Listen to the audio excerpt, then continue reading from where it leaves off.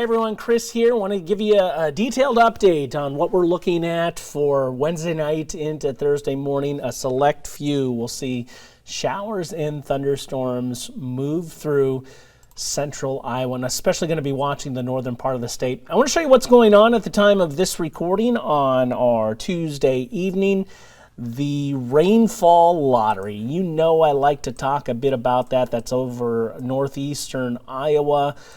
You can see that activity. It doesn't really have much, if any, lightning with it. So we're looking from Charles City back through Waverly area, Sumner up through Postville, Waukon, and back to the west there. A couple of rumblings just south of the Minnesota border up towards the Chester area. That would be Riceville, Cresco, Elma, dealing with that sort of activity. Not much into central Iowa, though. We do have a few of those puffballs up in the sky. But as we look ahead, our best rain chance through the weekend is on early Thursday morning. Select few looking at this. I'm especially going to be watching northern and northwestern Iowa. And for tomorrow, we're going to be very close to 90 degrees. I actually think we're going to fall just short. We will have a really clear sky.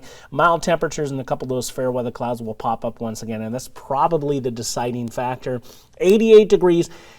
Another thing is our breezes out of the south and east.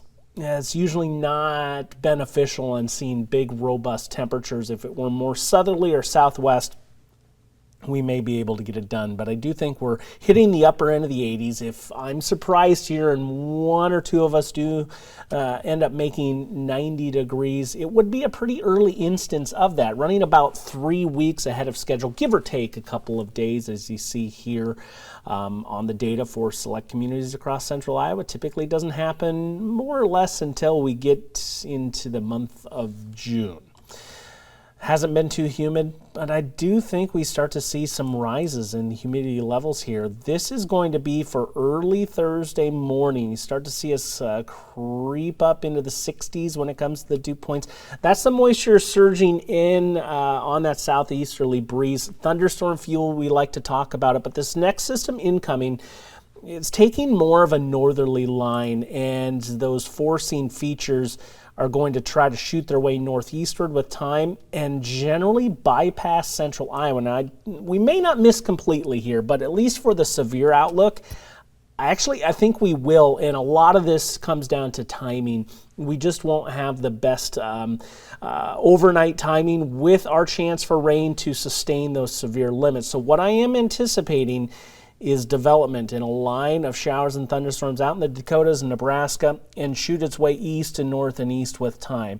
Now, as this happens, we're past midnight as it enters Iowa, and conceivably parts of northern Iowa may take until daybreak to get there. So it's just not conducive to sustaining those thunderstorms through the overnight with this go around. Best forcing features passing Iowa on the northern edge. I'd say if you're north of a line from Carroll to Waterloo, you have the best chances. I'm not sold on the Des Moines Metro picking up any rain out of this one, but let's talk a little bit about it. You see the time frame here. This is 1 o'clock as those cells do get into northwestern Iowa. Trying to hold its own. The latest run of Futurecast is actually extending this just a little bit further south than I'm envisioning, but it does have some Boeing segments in here. Conceivably, we get some gusty wind, perhaps even some small hail. I do think that's a little bit more robust of a chance over northwestern Iowa because, again, as time goes on, this chance is going to weaken with time. You see generally that this activity does wane in terms of intensity on rainfall as well. That activity fades away. Watch what happens as we get into the afternoon, though. We're going to see storms refire close to the Mississippi River Valley, and this activity will be severe. I think there's a tornado risk up there into Wisconsin as well for Thursday afternoon. Some wraparound rain across extreme northwestern Iowa, southern Minnesota. That stays out of central Iowa as well. As we extend into Thursday afternoon and evening, there's going to be a strong wind to contend with as well. More on that momentarily. I think a half of an inch or more is going to be possible for select communities, again, north and and west. The latest data does pull this into Ames. I'd say there's a little bit of a buffer window in there on that southern edge on just how far we'll go, but generally speaking, the further south you are in the middle section of Iowa, the less likely it is going to be that you actually pick up rain, and everyone could use a decent drink of water at this stage. Month of May has been awfully dry on us, and we need that moisture to help sustain us if we're going to see some drier stretches like what we've seen to start the month. Here's that wind on Thursday afternoon. This is after the cold front moves through. It's actually going to stir up the wind a little bit. No huge cold punch of air here. In fact, the wind is going to be west and southwesterly as it does kick upward. So we'll continue to see a mild afternoon.